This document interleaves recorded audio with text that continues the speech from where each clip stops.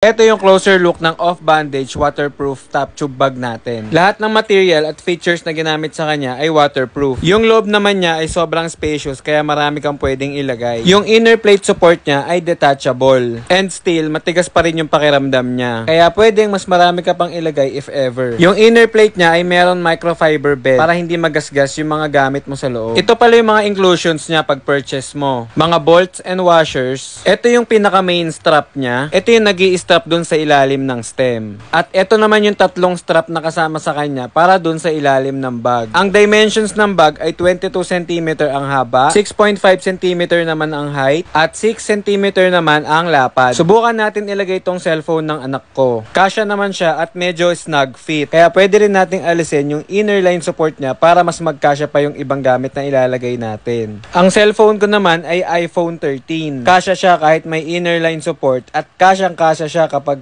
inalis natin yung inner line. Na-testing na rin natin to paulanan ng tubig at hindi nabasa yung paper bag sa loob. Ang price pala nito ay 400 pesos lang. Available yan sa yellow basket natin. Order ka na hanggat naka 40% discount. Ingat!